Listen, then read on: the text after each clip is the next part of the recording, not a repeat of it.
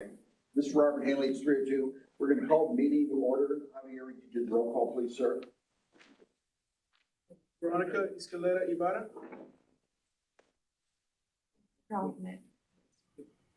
Okay. You're Jessica. Lyle Hufstetler. I'm here. Carl Brett Miller.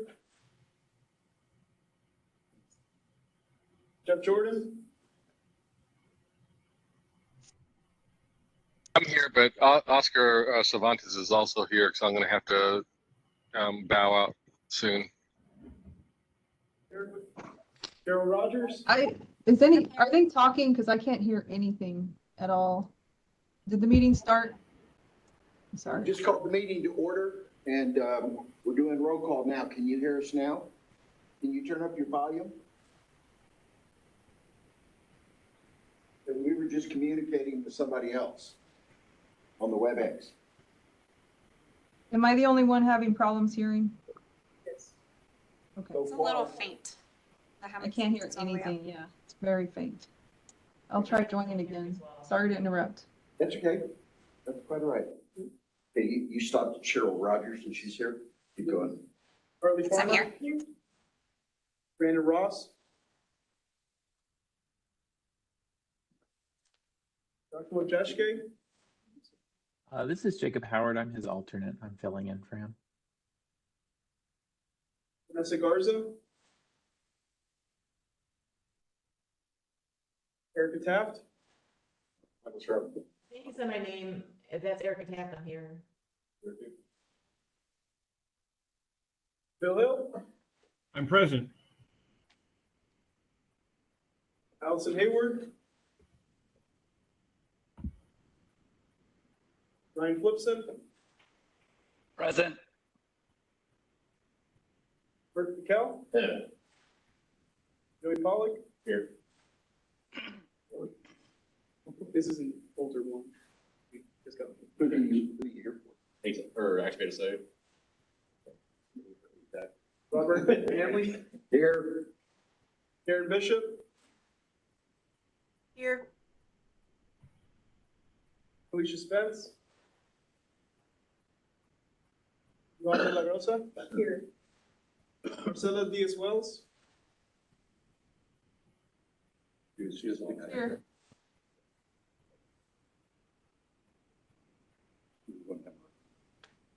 I think we have quorum. Here we have quorum. Okay, thank you.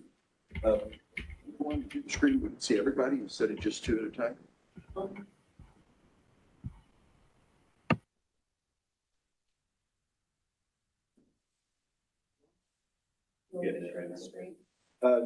I just want to see more. Javier, do we have any citizens to be heard?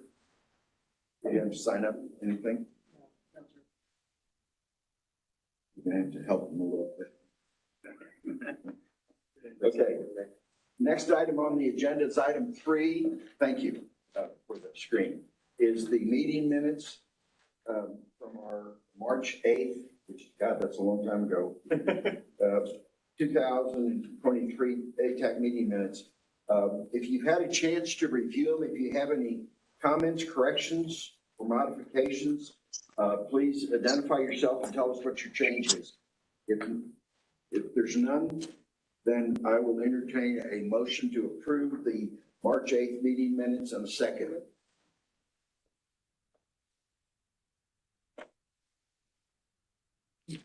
Okay, I have a motion from Bert Raquel to approve March 8th media minutes. Do I have a second? Second, Allison Hayward. Okay, Allison, thank you very much. Any discussion? If not, and I believe Clifton and Javier, you have to have your Texas meeting, you have to have your image up to vote, correct? Yes. Okay. All right. And I'm going to do it a different way instead of doing a roll call vote. If there's anybody opposed to the approval of the meeting minutes from March 8th, please signify by either saying something or raising your hand. If not, the meeting minutes are approved, and we're going to move to the next item on the agenda, which is item 4, discussion and appropriate action of the ATAC co-chair. Okay, who's going to handle that one? Yes, I thought so. But I'm giving you the chance. You're gonna give a little background, correct? Yes. Okay, good. Howdy, everyone. My name is Matthew Moreno. If you don't already know, I'm the new multimodal transportation planner with the Alamo area MPO. I took over after Joey Pollock moved on to Activate SA, and I'm super excited to be in this position now and to be here with you today. A little bit of background about me. I graduated from the University of Texas at San Antonio with the Bachelor of Arts in Public Administration. I've always been extremely interested in land use and transportation and how both of those interact with daily life. So today, if you haven't already heard, Lauren Simsick has resigned from her position as co-chair on the Active Transportation Advisory Committee, which means that today we will have to both nominate someone for that position as well as elect them into that position. So I wanted to give a little bit more background into the bylaws with this as well. So every 2 years, ATAC elects 2 co-chairs from its current membership, one representing the pedestrian community and one representing the cycling or micro-mobility community. Lauren Simsick represented the cycling and micro-mobility community. And these co-chairs alternate leading the meetings. So if we have a nomination as well as an election today, that new co-chair would most likely lead this next upcoming meeting. One important thing I want to emphasize as well is that if you are a co-chair for ATAC, you will be on TAC as well, our Technical Advisory Committee. So there is an extra time commitment that is very important to keep track of if you are looking to be nominated and elected as the new ATAC co-chair. So nominations will be accepted from those present on the floor for a current member to fill the remainder of the unexpired term, which at this moment expires in March 2024. And this co-chair position will represent the cycling and micro-mobility community. At this time, if we have a motion for a nomination, we can move forward with that as well. Matthew, let me ask you, for our pre-meeting conversation, Yes. you were going to do some inquiry with some of the bicycle active transportation people to see whether they were interested. Were you successful in engaging whether there was anybody with interest? Yes. So Great Springs Project has expressed interest in joining the ATAC committee, and that is something we'll have to bring up at future meetings to make a move for that organization to join. So we do have interest, but they weren't able to make it at this meeting today. Do they not qualify under the bylaws for one of the current, we have descriptions for all of the members? Right. So are we going to expand the membership, or they're going to fill in a slot?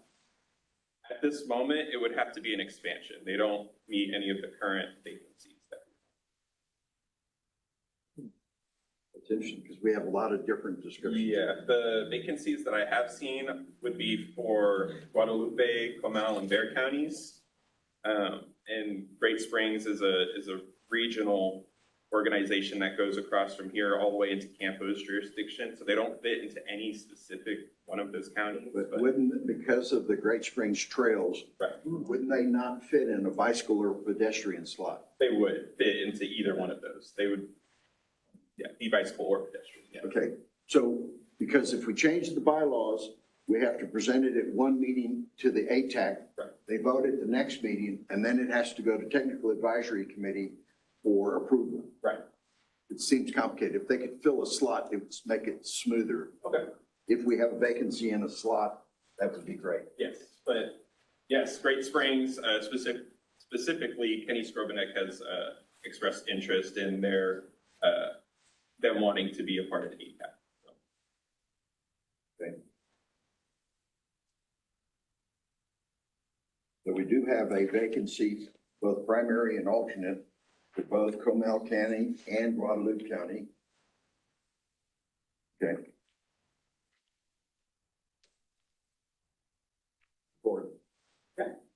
So we would have to have two different motions today for this co-chair nomination or co-chair election, one of them being the nomination of someone within the current membership, and then the second motion to elect that nominee onto the co-chair position. So, at this moment, if anyone had any specific nominations they would like to raise, Let me ask you, when you had the conversations to gauge a member from the bicycle and active transportation community, were there some individuals that expressed interest in being a co-chair? I was not able to go around and talk to everyone within the membership to see if they were interested for being co-chair to represent that type of thing. I think we have to give the opportunity to the members of the ATAC, if there's somebody in the bicycle active transportation community that is interested in serving, I would say throw your name in the hat instead of being nominated, and we can get a member to nominate you if you're interested. And self-nominations are, of course, always welcome as well. So if anyone would like to nominate themselves to be for the co-chair position to represent the cycling community, that would be welcome as well. Anybody interested? Sure hope I don't get hit by a bus. And if we don't get a nomination today as well, it would just move to the next meeting, and that would give people time. When is the next meeting in September, Matthew? September 13th. And I will be out of the country on that date. Yes. So you either have to cancel the meeting if we don't get a co-chair today. Okay.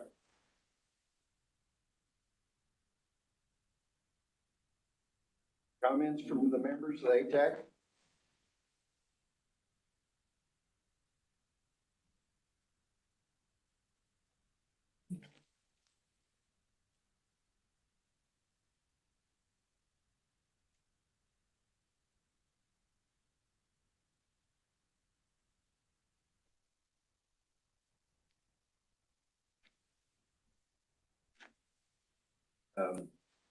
So if we don't have any comments, we're just gonna have to table this. I do have a question, Matthew. In the Yes. meeting minutes, Reverend Crew, there's no signatory page.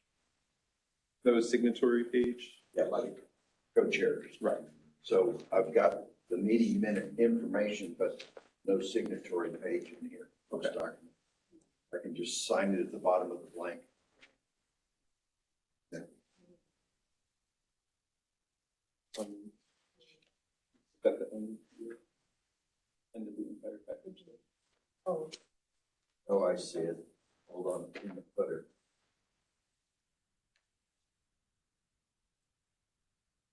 I think it's page 4 of the packet. It's page 2, and I thought it was a footer at the bottom of the page.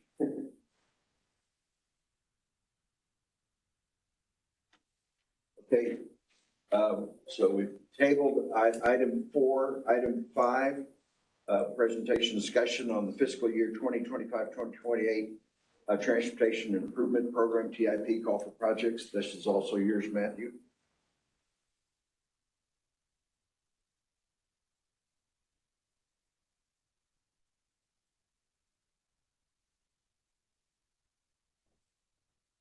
Up here. Sorry. So the Alamo area MPO has been starting our transportation or our call for projects for our TIP, which is our Transportation Improvement Program, or our short range plan. And I'm going to have actually Clifton Hall come up here and talk a little bit more about the background with that information, and I'll come back and talk about the project specifically within our current call for project. Thank you, Matthew. So I'll talk about the project call more generally, and then Matthew will follow it up, get some great information about the different projects that were submitted for the project call that we'll go over. So as many of you know, our Transportation Improvement Program is our 4-year short-range transportation plan.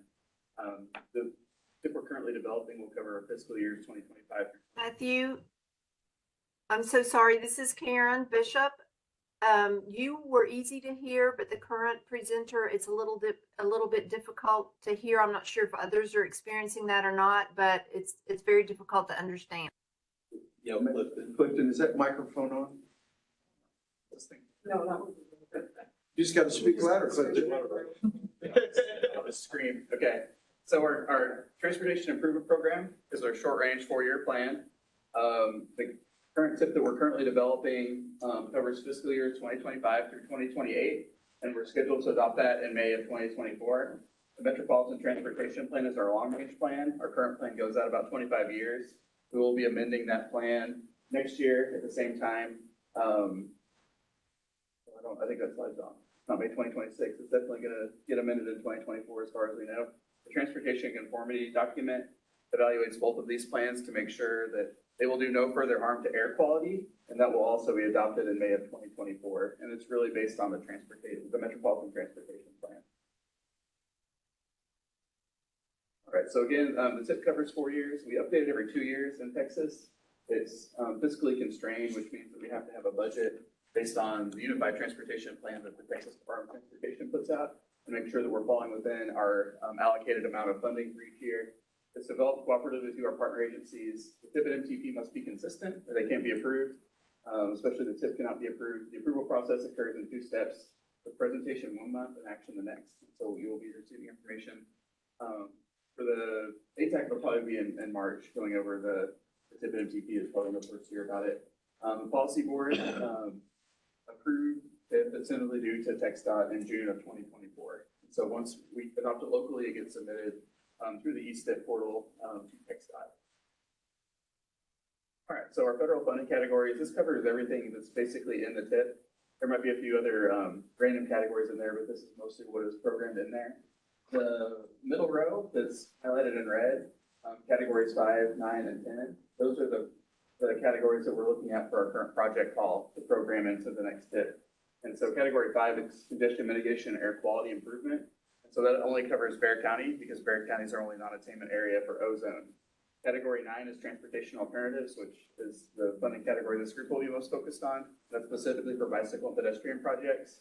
And then category 10 is a new funding source called the Carbon Reduction Program. And so that got slotted into 10, which is kind of a catch-all category in TxDOT's parlance. And so that is similar to CMAQ, but it's a lot easier to administer, and it's focused more on reducing carbon instead of other pollutants. Types of projects in the TIP. So obviously we have bicycle and pedestrian projects, as I mentioned, with PA funding. And we're also looking at certain air quality improvement projects, which can be funded through CMAQ, as well as transportation system management and operations, which can be funded through CMAQ or CRP, and transit, bus, and van purchases, which can be, I think, funded under CRP. Some other things in the TIP are additional travel lanes, major planning studies, transit passenger facilities, and safety improvement, as well as our Alamo commutes program. All right. So again, congestion mitigation and air quality is for Bexar County only, because that's our only non-attainment area. And again, the focus is on emissions benefits, specifically for NOx and VOCs, which contribute to make ozone. The carbon reduction program, again, is a new funding category. And so what TxDOT is working on right now is a carbon reduction strategy. And so that's set to be adopted in November. Once that's adopted, we will use that to kind of set up our project calls in the future. But for now, we're just focusing on carbon reduction. We also look at reduced traffic congestion by facility, looking at how we can reduce single occupant vehicles, basically. And again, unlike CMAQ, carbon reduction program is available throughout the AMPO region. And then transportation alternatives is, again, bicycle and pedestrian projects only, and those projects must be in areas open to the public.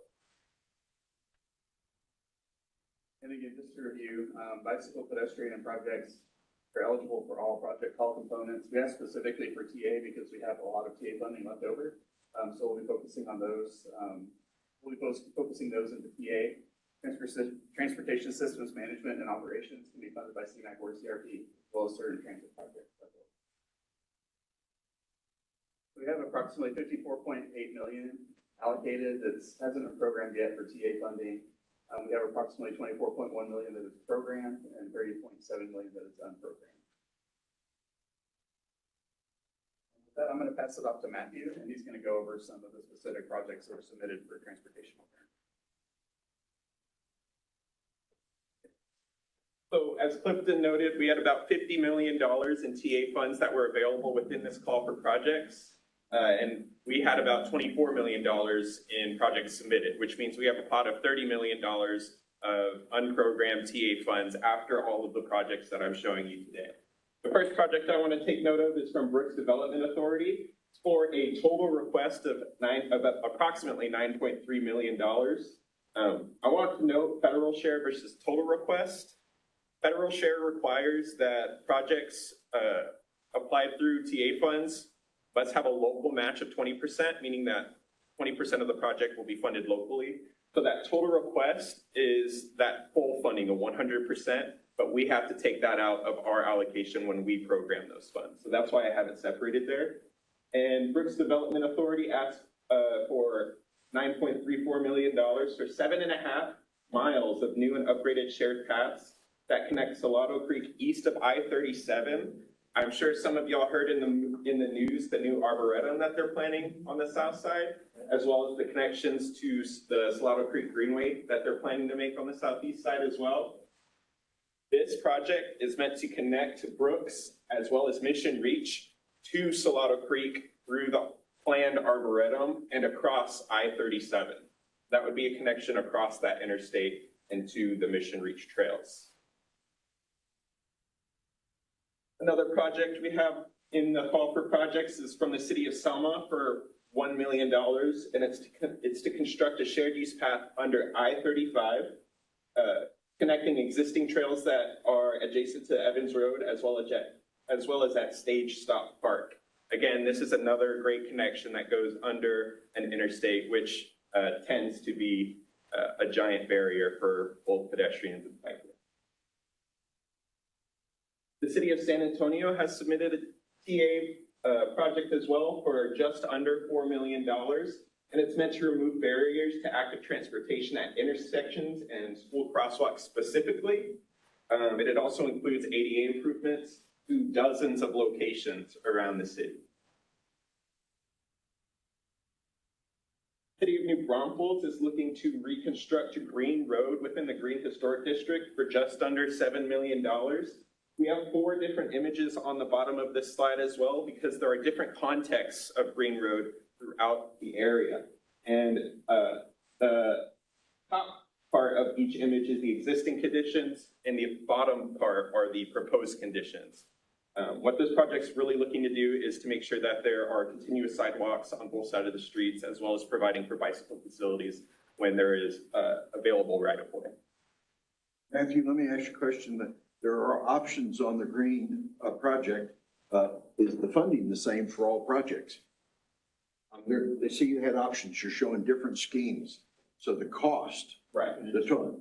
So these are going to be different sections of the roadway. Okay. It changes, sorry, Sydney Rumpel. It changes depending on where you are on Green Road. So there's a part that's by the river, it's a residential area. Then there's the part that's in historic. So it's not options, it's just segments. It's various cross sections, Okay, thank you. City of New Braunfels also wants to construct shared use paths, protected pedestrian crossings, sidewalks, and remove ADA barriers at multiple locations. This is an example of one of those locations on Allen's Lane, where they hope to construct a pedestrian median island, as well as numerous other locations, with a total ask of just over $1.7 million. The city of Schertz is asking for just over $1.2 million to construct a new multi-use path with pedestrian crossings and rest stations along their path. The majority of it will be 10 feet wide, but there are some sections that will be less than 10 feet wide, and it's meant for only pedestrians. Bear County has also teamed up with the University of Texas at San Antonio to ask for just under $1.9 million to construct 3 separate shared use paths, one on Walter Brennan Avenue, one on Valero Way, and one on Babcock Road. All 3 of these shared use paths are going to be north-south oriented, and they're meant to connect with the new shared use paths that TxDOT is constructing along Loop 1604 during that project. So this is with the hopes to connect those communities north as well as south of UTSA to those new connections that TxDOT is currently building.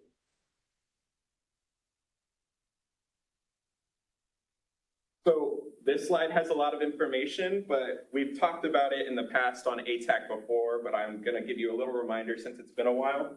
In the past, the MPO has brought up a potential reprogramming scenario where in the past tips, the 21 through 25 and the 23 through 27, we had pedestrian and bicycle projects that were funded within the CMAQ funding category rather than the TA funding category. And so what this slide is simply proposing and is bringing to y'all's attention is that we have that $30 million I said at the beginning of this presentation of unprogrammed TA funds right now. What a potential reprogramming scenario could look like is moving those CMAQ projects that were originally approved for CMAQ in the past and moving them to that TA pot of money that we have right now. So that would make our current program funds at $50.6 million rather than the $24 million we currently have, which leaves us with approximately $4.2 million in unprogrammed TA funds rather than $30 million. And what this would allow us to do is have $26.5 million in unprogrammed CMAQ funds that we could program in the future. So why would we do that? CMAQ funds tend to be a little bit more flexible in the types of projects that you can fund with them, as well as if we were to do so, TA projects have less restrictions on the requesting organization when they're completing their project than CMAQ does. So that would make their projects that they previously requested that much easier to be completed. There's no action on this. I'm just simply telling you about a potential reprogramming scenario that we would we may want to look into in the future. Well, you say there's no action on it, but are you looking at sometime in the future for recommendations from the ATAC committee to the TAC committee? Yes. That will probably occur during the project selection phase of the project call, because we'll move from this to scoring the projects with y'all, hopefully, maybe not in September. We'll have to talk about that. But that was the original plan, was to do it in September. And so, yeah, we'll probably look at two different scenarios at least in how we select projects. So one scenario would be moving everything over to TA, and the other would just kind of be leaving it as is. The thing with that leaving that much TA money on the table is, the state in certain circumstances determines how the funding gets allocated between regions. And if we have a lot of funding left on the table in TA, it might draw attention to that. But with CMAQ, if we move it over, we'll have about $25 million available, which for a CMAQ project, that could be one really good big CMAQ project is about 25 million, but then we'd have about 2 or 3 left over in TA, which wouldn't really draw that much attention. One thing we do have to confirm is that it would be an easy fix, I guess, to move everything from CMAQ to TA. As far as I know, CMAQ does have more reporting requirements and everything, but we have to check and make sure that once that's approved and I guess programmed, that it's not too much burden on FHWA or on us to move over to TA. But if we're able to do that, then it does have a few benefits. If you were hoping, Clifton, to bring that up at the September meeting, is there any way to move the ATAC meeting back 1 week? Probably do that, yeah. You're going to have to poll the members of ATAC on that, but basically that would take you from the September the 13th to September the 20th. Okay. September 20th. Yeah, I think that would probably work. We can do that poll for our final item for that. Yeah, we missed so many meetings. I think our last meeting is March. We didn't have one in April, May, June, or July. Yeah. We had bicycle month. I understand that, but I would be hesitant to cancel another meeting in September. Right. So if we can, y'all can work that out to just move it back a week, that'd be great.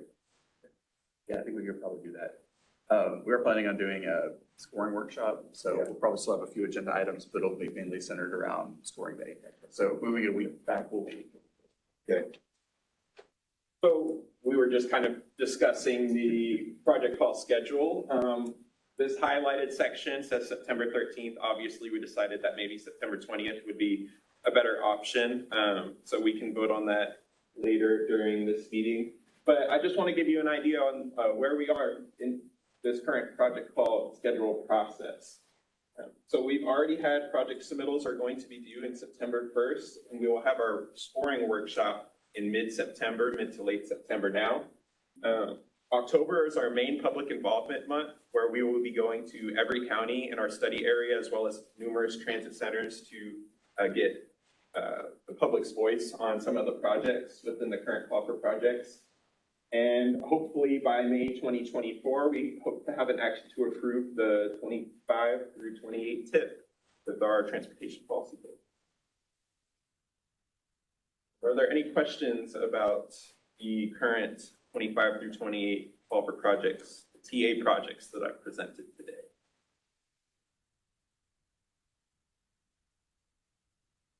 So those were the only projects that were submitted for TA, or those are the only bike ped projects that were submitted? Those were the only TA projects. So there are CMAC and CRP projects that I did not present on today, but those are the bike and pedestrian ones that we have gotten submittals for. So I guess what kind of projects were submitted for CMAC and the CRP? Because I know that AMPO is not interested in possibly having bike ped focused projects in CMAC because of those, scoring issues with that. What about CRP, or what other projects were submitted that, have good pedestrian bike focuses, especially since ATAC, is focused on pedestrian bike mobility in our area? What other interesting or good projects are coming through the pipeline that AMPO will be funding? So mostly with CMAC and CRP funds, the majority of the projects we get are operational improvements at intersections. So that includes reducing ADA barriers, but also constructing new turnaround lanes or turn lanes for vehicles. But also reconstructing those sidewalks at those intersections would be part of those projects as well, and tend to be, those types of projects tend to be the majority for those two funding sources. Y'all heard from local governments about, issues as to why there weren't a lot of applications for TA-centric projects, or what was going on there? That seemed like a very, So I think part of it is that with the new bipartisan infrastructure law, we have a big pot of TA money this time. I think in the past few years that the TA funding that we do receive has doubled. And so we need to see that catch up with planning of these municipalities not being used to that much money being available. And so I feel like we're trying to get caught up, and we just have that money right now before those plans start coming through. Is it possible, Matthew, that because the city planning department has this current bicycle master plan that they're working, that the expanded bicycle facilities improvements are waiting to see what the master plan says, and so you're not getting requests for funding? That could also be it. I'm not too sure about that specifically, but their bike network plan is looking to be completed in early 2025. So it's a little bit down the road. Yeah. Jacob, you have any input on that? Hi guys. No, I don't have any input on that. But I will get with Josh about sort of what he knows about this and confirm sort of what's been done on the city side, so that we're up to date. I apologize, I'm not actually familiar with this. But it looks like there have been applications from the city of San Antonio. So I imagine someone over here has a beat on this. I'll just have to coordinate internally. When you get that information, would you share that with Matthew so he can disseminate it to the ATAC members? Yeah, I will coordinate with Matthew. Thank you. I wanted to ask about, I know TxDOT submitted a couple of projects for the carbon reduction and the CMAC program of the fall, and I know there was some operational improvement projects, but on those operational improvement projects, we do have some sort of bike and ped facilities involved. So, I mean, they're part of the project. This is Lyle. Are the CMAC and CRP equally under-programmed like TA? No. Or proportionately under-programmed, I should say? They're proportionately not. So that's part of the impetus for moving it over. With the bipartisan infrastructure law, we have a good problem in that they basically doubled our TA funding for the next 5 years. And so that's kind of why we're looking at 25 million approximately that we're under-programmed. But moving those projects from CMAC to TA would allow us to program more CMAC projects in the future. Again, that's just about a year of TA funding. Matthew did make slides and he did a good job making slides for all the projects, but I told him to cut it down so we didn't have to present as long here. So, and like Yvonne mentioned, you know, there is a tech stop policy, I think, with all their projects that they do include a bicycle pedestrian component. And so those will be included with the CMAC and CRP submittals from TechStot as well. But, you know, for the bike ped specific projects, we asked them to submit solely for TA since we knew that we had additional funding down the pike. So. What's the deadline for the submittal of the projects, Matthew? You say September? Should be September 1st. So if there's any stakeholders out there, Clifton, and there's some TA funding, they should get on the stick, shouldn't they? We did a two-step process this time, so the deadline's already passed. Okay. But we'll have to. What happens The middle is. Yeah. if you've got this money, this pot of money, and you don't use it at the end of the fiscal year, does TechStot take it back? That's a good question. No, I mean, at least not yet. So I guess theoretically they could, but that would be pretty unprecedented, pretty crazy. The reason we have extra money left over is we're programming through year 2030. So we've always programmed the tip years, which before the BIL was fully programmed through year 26 with our current tip. And then, so we're basically funding 4 years, and those go out past the tip. And so we're kind of doing a little bit of looking ahead. And so the projects that aren't as ready maybe might get moved into those outer years, technically into the MTP. And so, yeah, no problems with that as of yet. So. Thank you. Yes. Anything else, Matthew? Someone has a hand raised. How do you tell it? I think it was Karen. Karen raised. Hi. Okay. On your website, you mentioned the September 1st, 2023 deadline. So what's the difference between this first round and the second round submittals? Am I looking at the wrong thing? Projects. Yeah. So the second round was really just we wanted to give our project readiness work group time between I think July 30th and I got my timeline mixed up, but we basically wanted to look at the project readiness questions that were included in the submittals and give the project readiness work group of the TAC time to say which projects would be ready and which ones wouldn't. So thankfully, all of our projects were deemed ready by the project readiness work group. There is one project that we're going to have a discussion with this sponsor about eligibility because we're not sure if the project's eligible. It was under CRP. And so we'll have that conversation with them once we dig up some more information. But the second round is really just to kind of tie up all the loose ends. We're asking for their detailed budget basically for the project. And then we're asking for letters of support and proof of local match. And then any other letters of support they get from other agencies. So basically the resolution of support from their own entity and then letters of support plus the detailed budget. And so we're really just asking for those things. It was really just building in more time for us to review the project readiness components of the submittals and determine which ones needed to move on, which ones didn't. So that was the main purpose for doing 2 rounds this time. Marcella, did that answer your question? Yeah, it sounds like the second deadline was to help tie up loose ends from the first. Yeah. Yeah, we basically just didn't ask for all the information up front. And then we looked at the readiness portion of the submittal to make sure that the project would be able to let within those years of the tip. So that kind of helps if people are submitting, it helps them initially, right? They won't have to do as much work if they're not going to be selected anyway. Is that kind of the idea? Theoretically, yeah. And I think we had a lot of issues with our scoring group last time. There was just a lot of issues with projects submitted.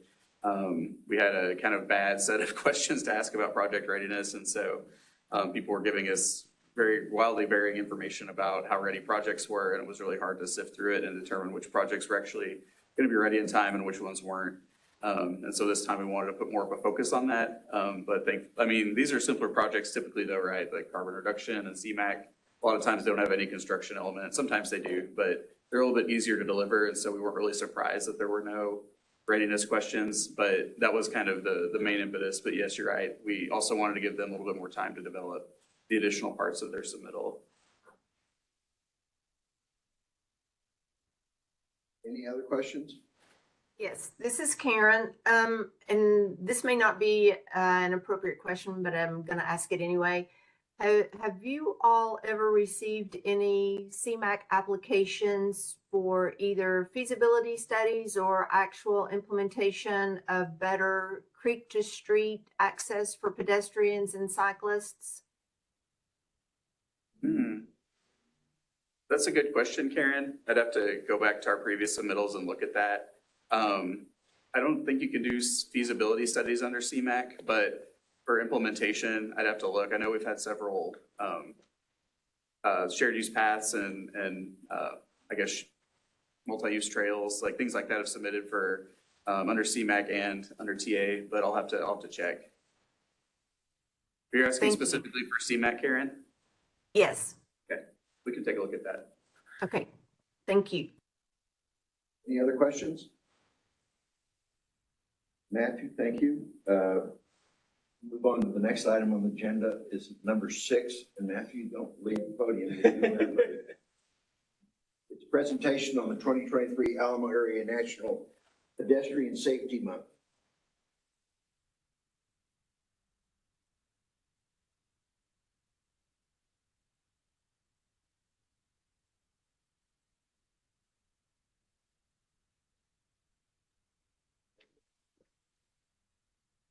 All right. So this October is National Pedestrian Safety Month, or as we call it in-house, Walktober. And I want to talk to you more about why it's National Pedestrian Safety Month and what activities AMPO is doing to support this initiative, as well as how you or your organization can get involved in the efforts. So every October is National Pedestrian Safety Month, and it's meant to celebrate the right of everyone to walk or roll safely and raise awareness about all vulnerable road users throughout this month. We want to encourage people to be safe, be patient, and be aware of all vulnerable road users during this month, because October tends to be one of the more dangerous months for those users throughout the year. So overall, we've been seeing an upward trend of pedestrian and vulnerable road user injuries and fatalities. And in the past, this month specifically, You're saying that audio is cutting in and out. Well, Well, the microphone doesn't work, but Where's the microphone for the people I watching? think they're, for us, they're like in those little pop-up screens. Okay. Yeah.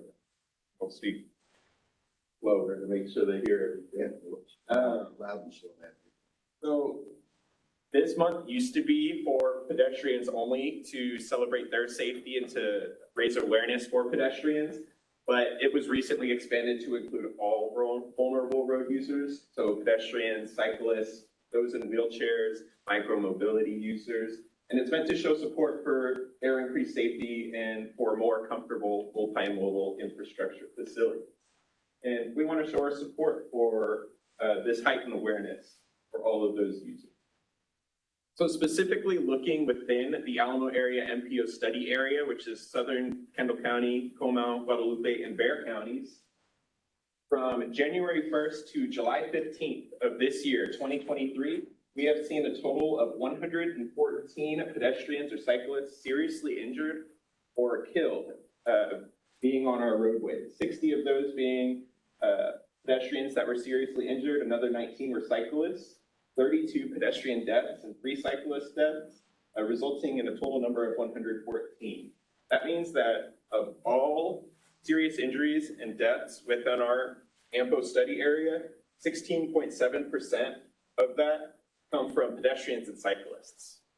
And I'm sure many of you know that 16.7% of all trips taken within our region are not from pedestrians and cyclists. So there is a huge disparity between the number of trips taken versus the percent of serious injuries and deaths by transportation mode. And this statistic becomes even more prevalent when we look at the past 5 years. So from 2019 through July 15th of 2023, we saw that pedestrians and cyclists actually make up 18.8% of all serious injuries or deaths within the region. It's an even higher proportion than we have this year.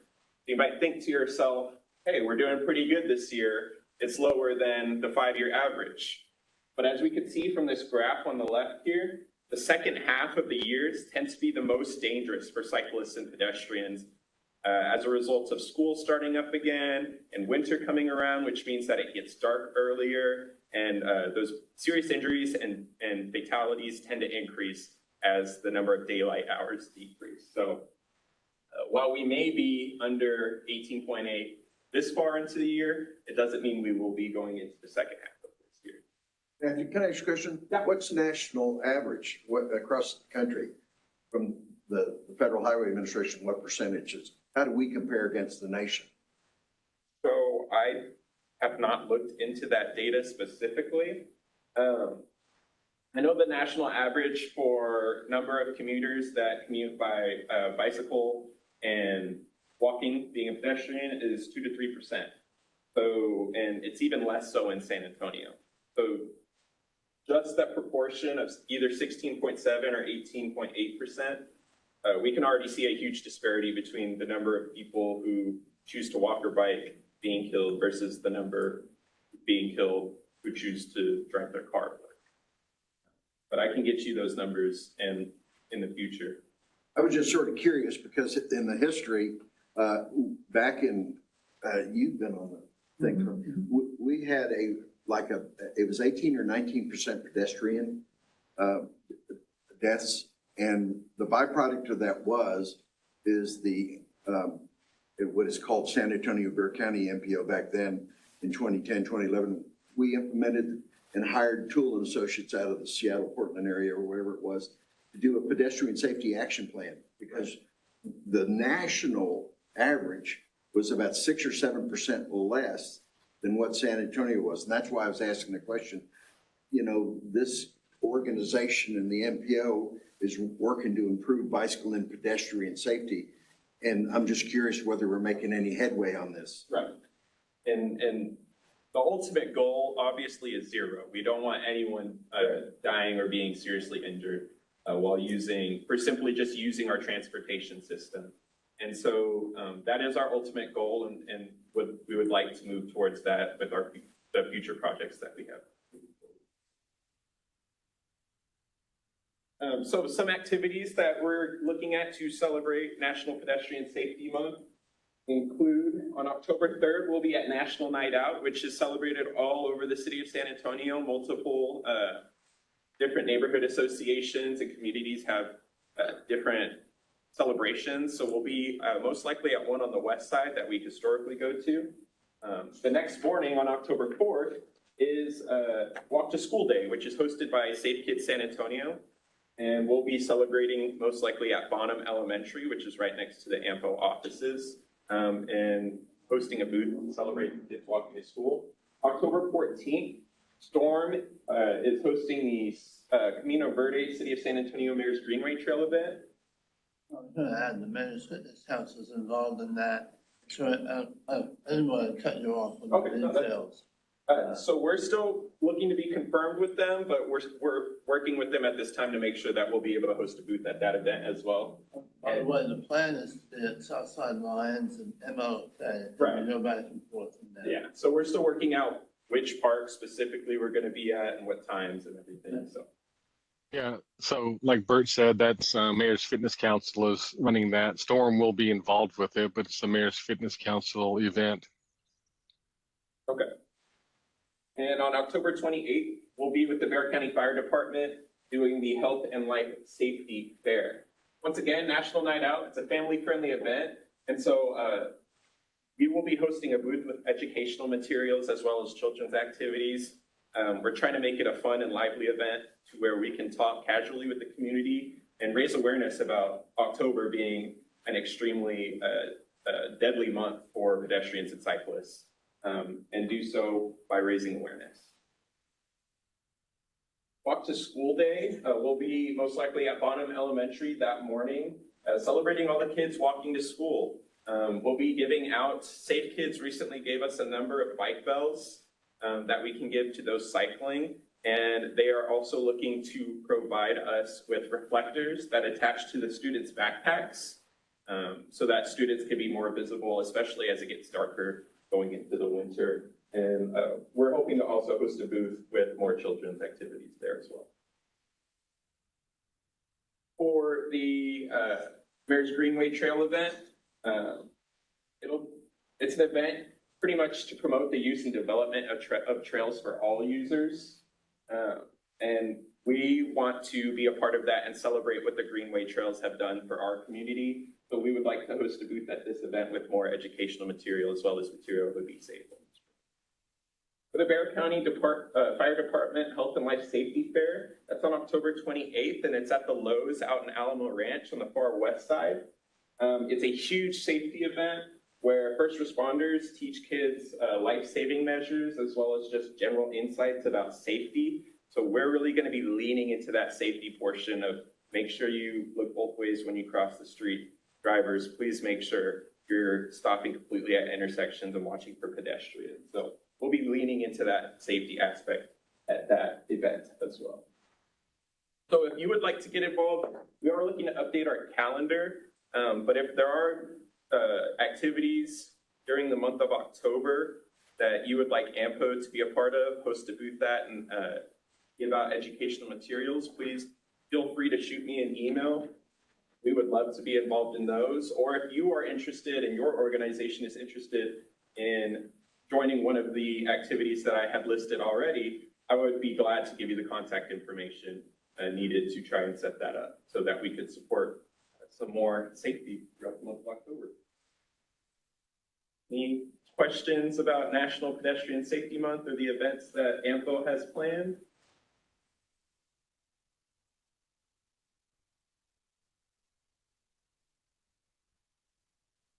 Doesn't look like you have any, Matthew, so I guess thank you for your presentation. Next item on the agenda is 7 announcements and future agenda items. The subcategory A, you want to report on that, Matthew? It means you're basically, Alamo area MPO will be closed on the 4th. Yeah, we'll be closed for Labor Day on the 4th, so. Okay. Then item B under announcements is we talked about it earlier. And if it works for everybody, we'll move it back a week to the 20th of September. And you at least ought to put out a notice to all the ATAC members so they can get it on their schedule now. Yes. So we don't have to cancel that meeting also. We've had 5 or 6 meetings for the whole year. Other announcements. Bert, do you have any announcements from the Mayor's Fitness Council or anything?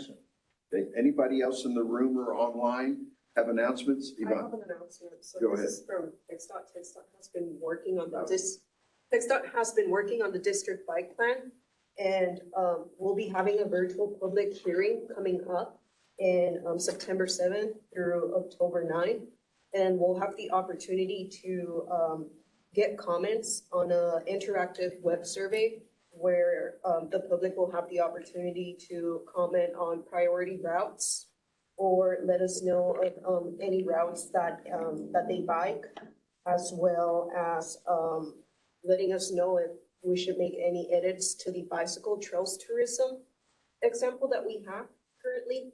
So I'll be getting a PDF with more information, and I could share that with the group. That way you can extend it to any of the biker pets that you might know.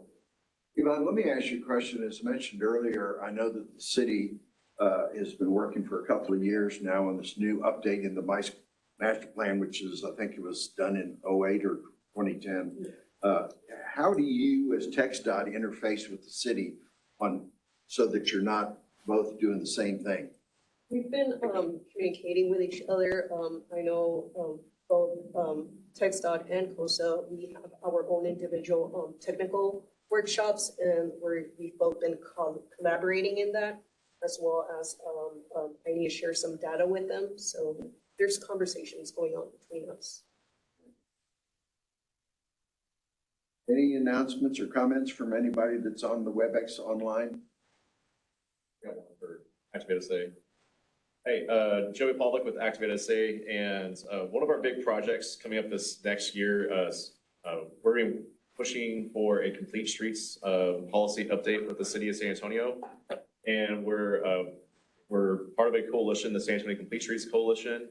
So we're looking for community groups who are interested in being part of this process. There's a lot of other great work happening across the country for complete streets policy updates.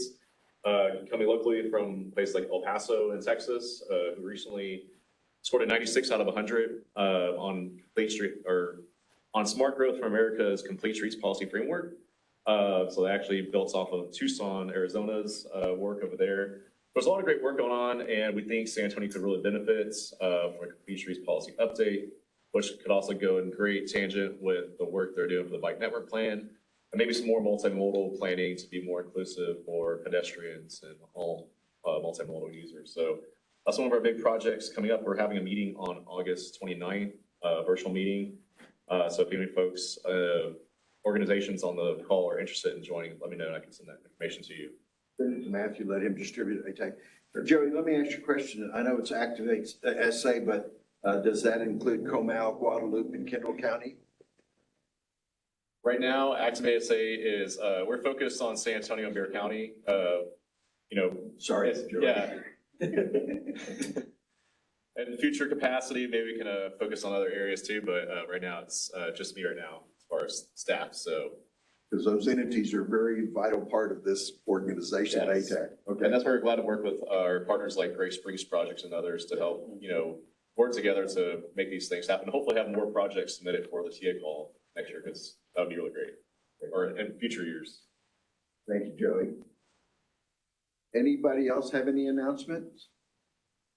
Robert, hey, this is Karen again. I just wanted to let Matthew know that since the River Authority maintains several trail systems, if Matthew, if you ever have like social media you want us to do on your behalf, just to outreach all the folks that we're connected to, especially if you already have a PowerPoint slide or an image or something like that that you can share, let me know and I can connect you to our newly hired social media representative, and we can help get you some mileage out of your information. Yeah, definitely. As we go into Walktober, National Pedestrian Safety Month, we could even develop a social media package that I could send out to ATAC members so that your individual organizations could post about it and start getting that information out there as well. So that is something that we could definitely do. I would be happy to do that. Excellent. Thank you, Karen. Anybody else? Announcements, comments, general? Okay. If there's no other comments, I'm going to adjourn this meeting, and it is 4 o'clock on the dot. Thank you all for participating today. Thank you all.